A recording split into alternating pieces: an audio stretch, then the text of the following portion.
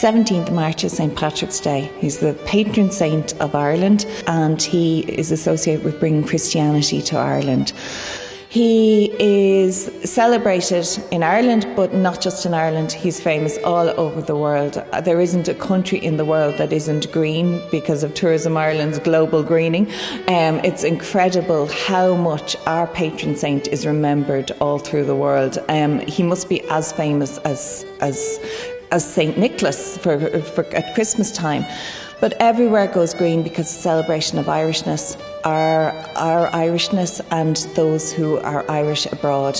But the festival itself and the feast day, it's really important because it's associated with shamrocks, it's associated with parades, it's associated with crosses or little rosettes, but also it's associated with a celebration of our Irishness. That's really it. And it's very much an important day throughout the Irish calendar, and thankfully it happens during Lent, which is incredible for us because we get a day off during Lent because our patron saint allowed us. Everyone else has to do full Lent, but thankfully the Irish get to take a day off, and then we can indulge in all the things we've given up for Lent.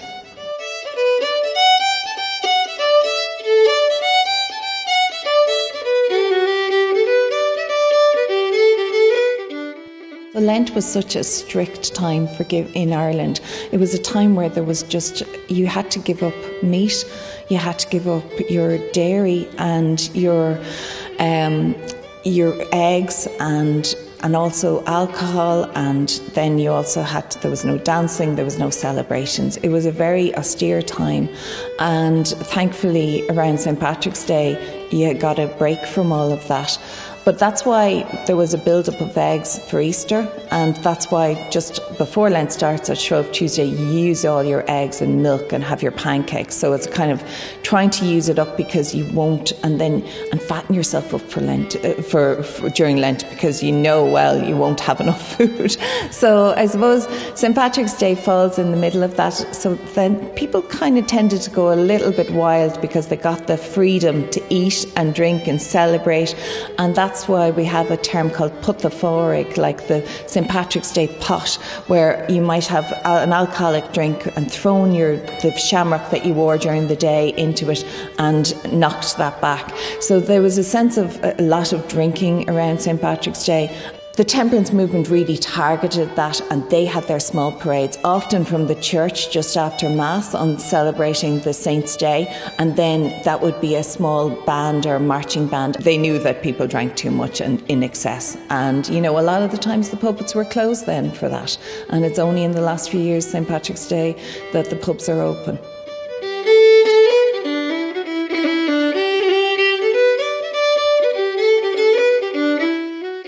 When we think of St. Patrick's Day, we often think of parades, and parades are so much part of the festival now.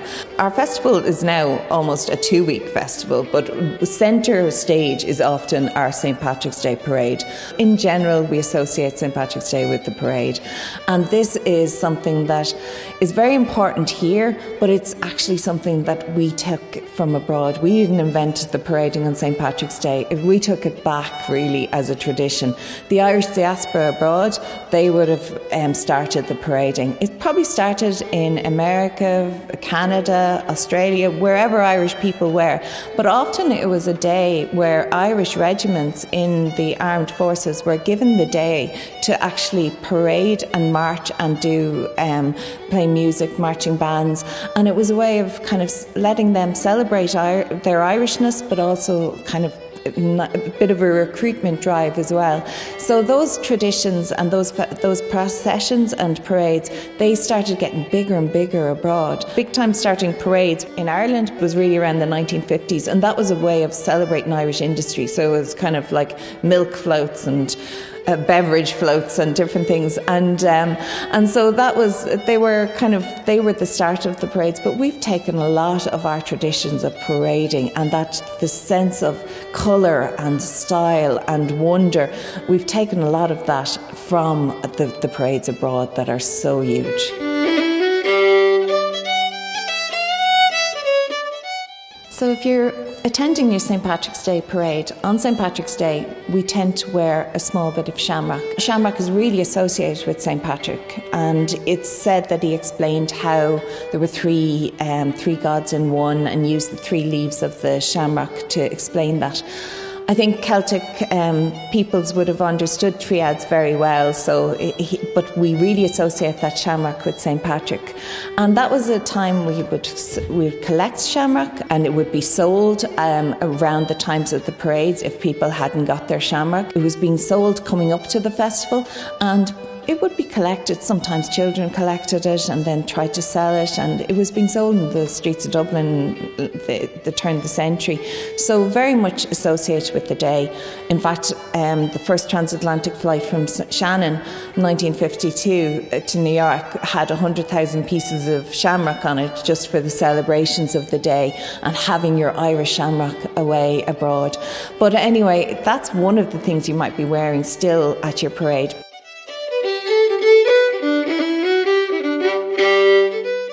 A more religious element to the festival was for children was to make a St. Patrick's Day cross or a badge, and this is St. Patrick's cross, and often our St. Patrick's Day badges will have the red cross incorporated in, but also some other crosses and different lovely bits of ribbon on them. Sometimes paper as well, they might be made by paper, and then these would be made as badges and put on, the children would wear these to the parades. And the terminals at the end of each ribbon, they kind of often turn into a bit of a rosette at the end. And now when you look at our lovely crosses and you see the size of them, you can really associate with them with those bright green shiny satin rosettes that we wore as children and that we still can get today, and that's associated with St. Patrick's Day. And maybe you probably now have a gold piece of shamrock on the inside, but really the rosettes were worn by children on St. Patrick's Day, and these are the start. That is their origin. These rosettes, their origin is definitely in our St. Patrick's Day badges.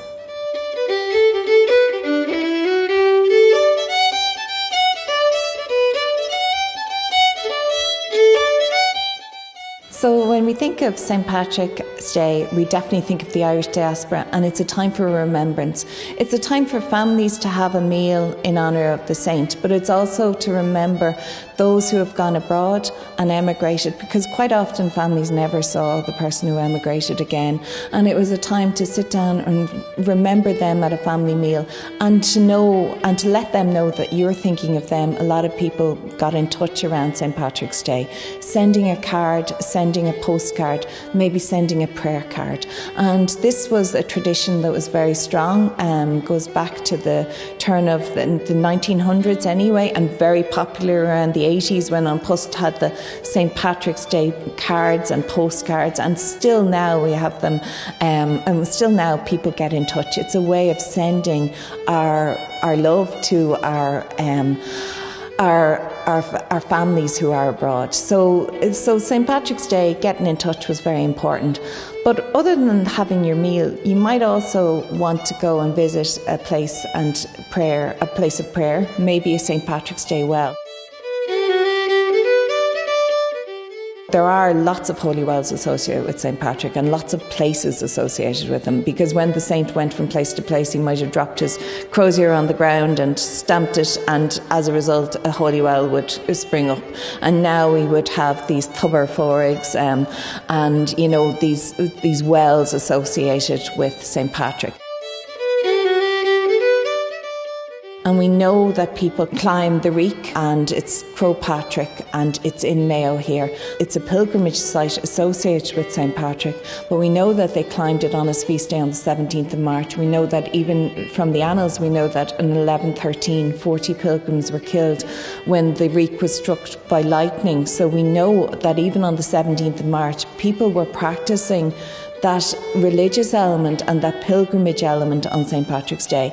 And I suppose there are so many people who will have a St. Patrick's Day place or associated, and they'll realise around them that there's somewhere down the road that's called Patrick or Porrig in Irish, and that you mean that is associated with your home place, probably has that, or a place associated with St. Patrick. And I think it's a time for people to realise that it's everywhere around them. Patrick is everywhere around us. We just have to tune into him.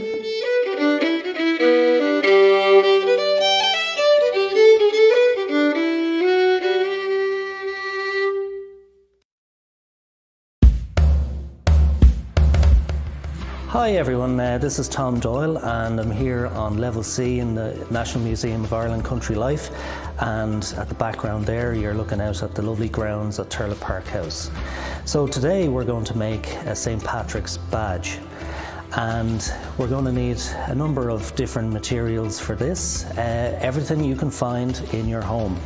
So we'll start off with just a container to make a circle, pencil, some cardboard, and you have to cut out something, so you'll need a scissors and some scrap material, some ribbon, and any more bits of scrap material you might find around the house. Now I found some of lovely patterned material with flowers on them. Don't go start cutting up bed sheets or anything. Make sure you have permissions to get any of the material, because we like to recycle everything here. So we're going to make a St. Patrick's badge, and this is an example of one in the collections, and we're going to try and make the one I made earlier, which is this one here. Okay, so now we're going to just start to make the badge, and you just need a container to make a circular pattern, and you have your pencil, and I suppose it's just a little tip: if you're recycling material, just make sure you keep it to the edge, and it means that you don't have to cut your way into the middle. So what we're going to do here is I'm just marking off where I'm going to cut. You get your scissors and you're cutting out your template for the badge.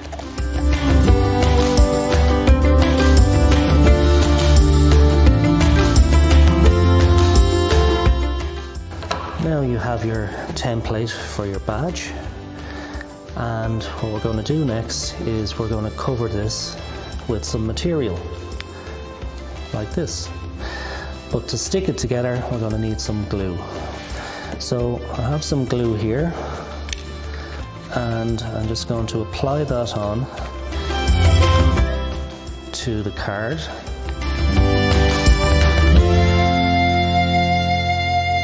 And just press it down, just make sure it's stuck. And just wait a minute let it dry a bit. Now we're going to cut around the template. Okay, so St. Patrick's badges, like the one that we saw earlier in the museum collections, were made by children to celebrate St. Patrick's Day. And I suppose one thing about St. Patrick's Day is that that day doesn't change. It's always the 17th of March. And St. Patrick's Day is great because it's the middle of Lent, and if you were strict with your Lenten vows, on St. Patrick's Day you could give them up and eat whatever you wanted and drink whatever you wanted on St. Patrick's Day. But on the day itself you could make these badges, and they're like a celebration for the feast day of the saint. So you'd wear them if you're at the parade, or and just in honour of the saint. But what you need on your St. Patrick's badge is St. Patrick's cross, and you all know what a St. Patrick's cross is, because when I show you it'll become fairly obvious. It's this red line here, so that's a St. Patrick's cross. And if you can think about that in any flags you might know, where would you see that cross? So let me give you a clue. let's try this flag here. You might know that one. So that's the Union Jack, and that would have St. George's Cross, has St. Andrew's Cross, and has St. Patrick's Cross in it. So St. Patrick's Cross is that red cross there. Okay? So we need that St. Patrick's Cross in our badge. An Oscuelga, it's known as a Suantas Pádraig. So that's a badge, St. Patrick's badge. So we're going to put this ribbon and glue it on to this piece here.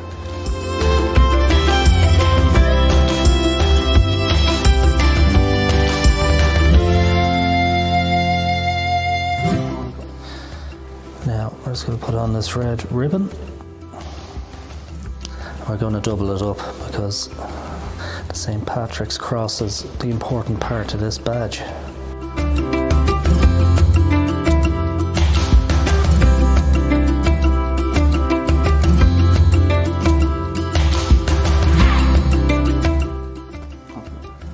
Okay, so we're just going to, instead of cutting them at the side, I'm just going to glue them to the back.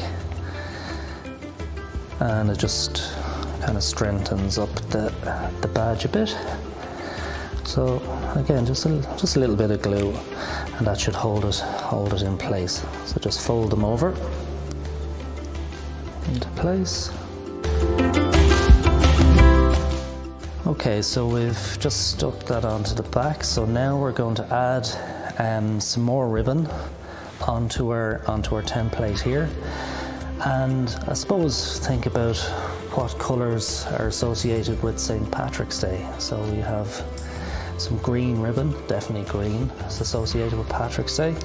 And also maybe a bit of yellow, because you have all the new flowers coming out this time of the year. And St. Patrick once said that every day after his day would be a nice day. So things are looking up.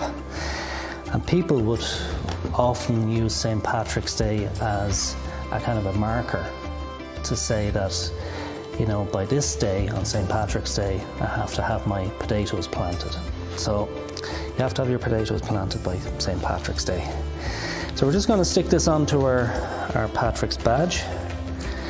And again, more glue. I'm just going to stick it on. Okay, so we're just going to put down some of that ribbon, so our nice green ribbon there. And we might put our yellow ribbon the other way.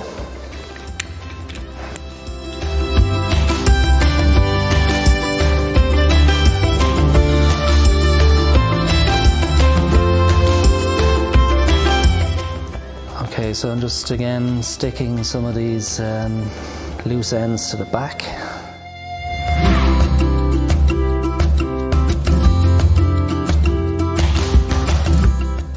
Okay, so now we have our Patrick's Cross and we have our other ribbons attached. Now, what else do we need? Now, in this lovely one here, in the museum's example, you can see that they've used needle and thread to do some little rosettes, and I suppose would have stitched them into the badge. Now, what I was thinking we do is find some of that kind of scrap material we were talking about earlier, and maybe cut out some of the flowers and maybe stick these on to our St. Patrick's badge. So I'm going to do that now.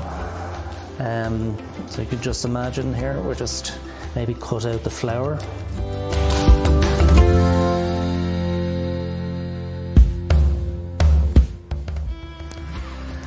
Okay, so that's our flowers cut out, and what we'll do now again was just, like our example, we're going to just stick them on.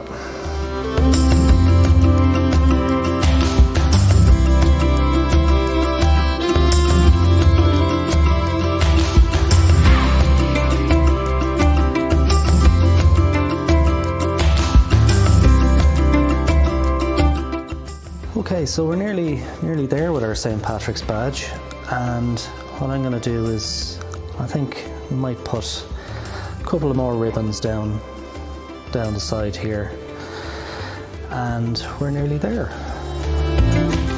So again, just a bit more glue.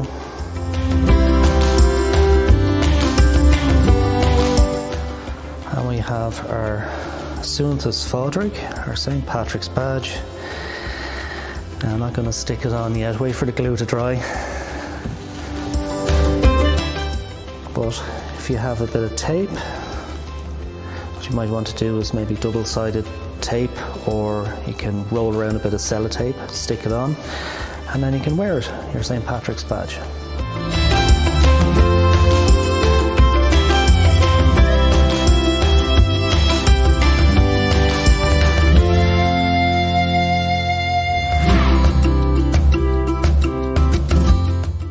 Okay, so there you have it.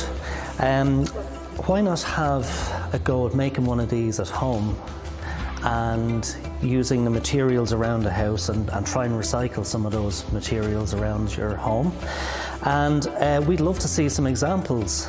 And if you can send in images to #museum@home, and have a great St. Patrick's Day, and we hope to see you soon. I hope you enjoyed the video.